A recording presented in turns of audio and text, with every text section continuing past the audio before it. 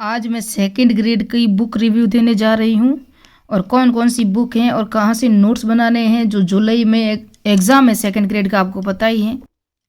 और आपको मैं बता दूं कि ये जो रीट 2026 में करंट के प्रश्न आया था पेरिस पैरा ओलंपिक में से, या ये जो प्रश्न आया था मैं बताऊंगी कौन कौन सा किस किस के नाम आए थे और किस किस खेल से संबंधित थे। तो ये तो है भूगोल, जिसके अंदर आपको पता ही है सेकंड ग्रेड में भूगोल में कौन कौन से टॉपिक आते हैं। तो ये सब हम देखेंगे, जो जो टॉपिक आएंगे। यहाँ मैंने आपको RS परी के अकॉर्डिंग भी कुछ छांटे हुए हैं, क्योंकि पूरा भूगोल है इसके अंदर, जो वर्ल्ड का, इंडिया का है ना, राजस्थान का कम है इसके अंदर।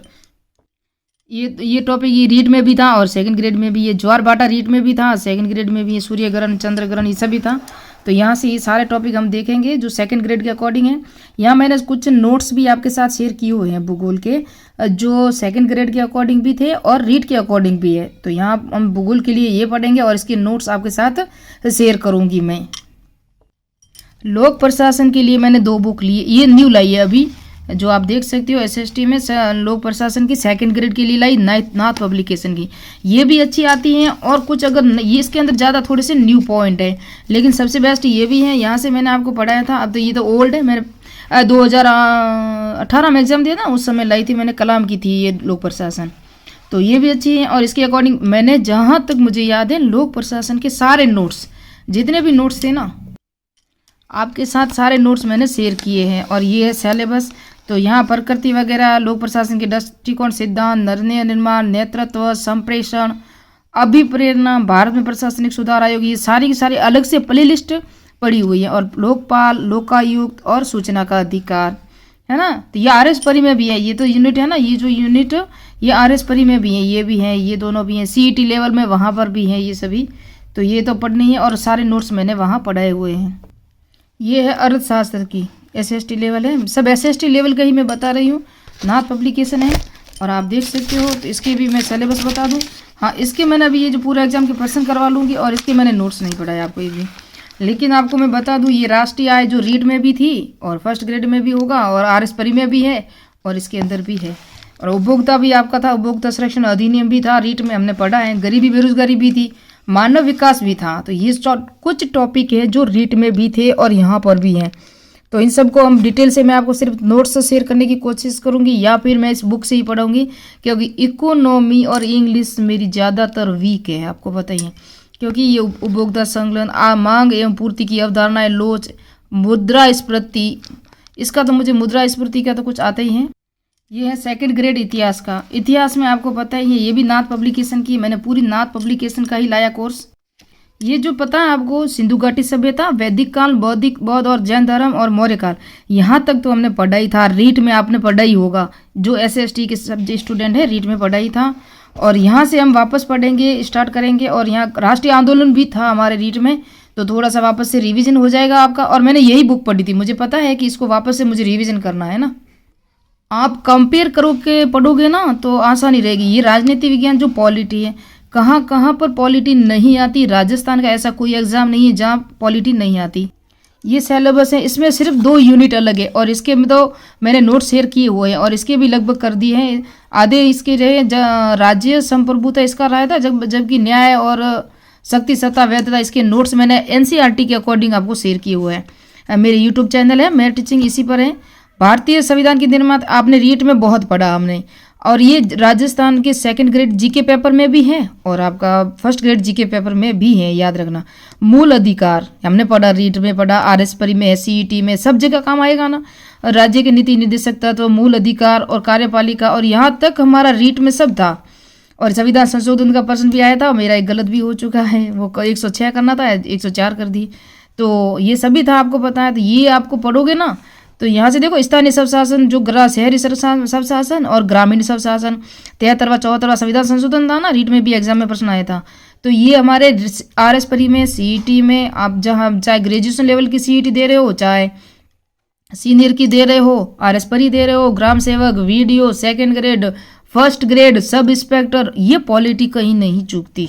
और मैं इसके पूर्व एग्जाम के प्रश्न भी करवाऊंगी आपको, और वहाँ से प्रश्न आते हैं, देखना आप। तो ये तो हमको एक ही पढ़ लो आप, एक बुक से ही। ये है ना, ये संकल्प कोचिंग क्लासेस है ना, तो वहाँ की मैंने बुक लाई थी सेकंड ग्रेड की, ये जीके की न्यू है।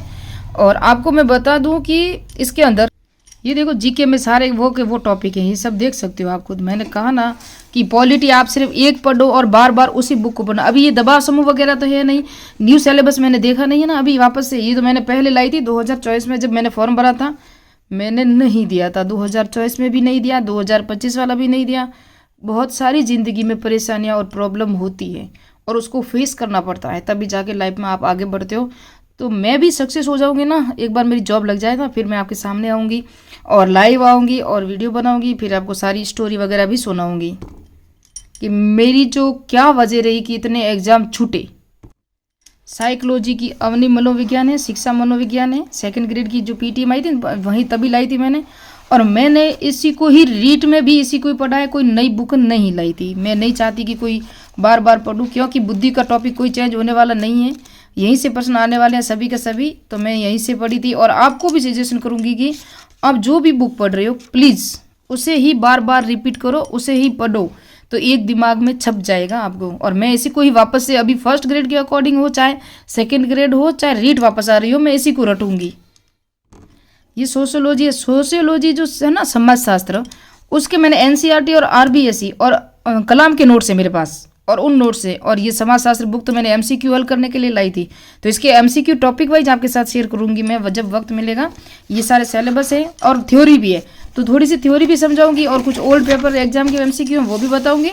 और सिलेबस के अकॉर्डिंग अगर आपको नोट्स तो मैंने दिए हुए हैं, इसका भी दिया, समाज, सामाजिक समूह, भूमिका, परिस्थिति, ये सभी दिए हैं मैंने। और अकॉर्डिंग कलाम नोट्स के अकॉर्डिंग दिए हैं और आरबीएसई को मिला के दिए थे, जाति वर्ग भी मैंने करवाया हुआ है। और ये कुछ टॉपिक शायद रह चुके थे ये सभी, तो ये भी मैं करवाऊंगी, धीरे धीरे सारे करवाऊंगी। और हो चुके हैं लगभग, तो वहाँ क्लासें पढ़ी है, आप देख सकते हो। ये सबसे ओल्ड मैंने लाई थी कब, 2018 का एग्ज़ाम था अवनी बुक की, और वो है नाथ पब्लिकेशन की।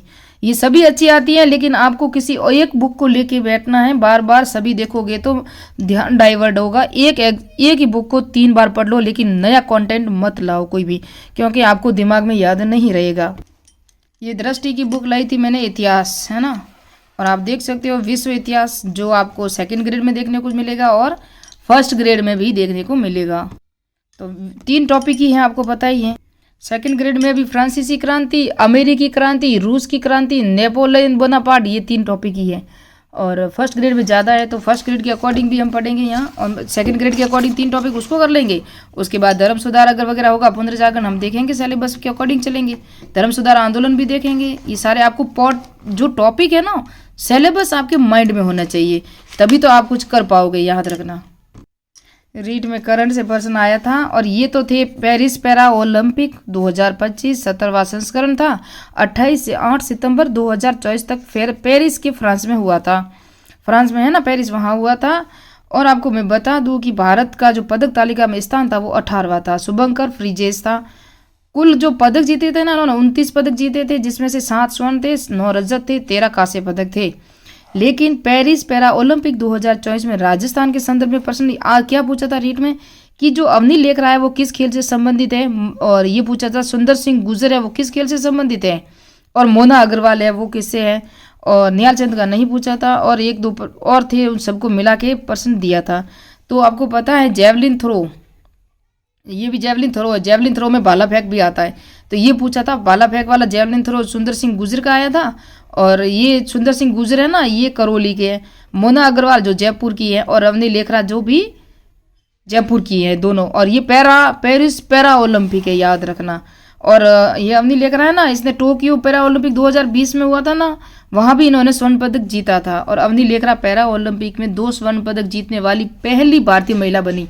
ये प्रश्न भी आया था एसएसटी लेवल जो रीट में हुआ था ना, फर्स्ट लेवल में, वो टोक्यो का पूछा था। और ये जो सेकंड एसएसटी लेवल का पूछा था ना, वहाँ इनको नाम और इनके खेल दिए हुए थे।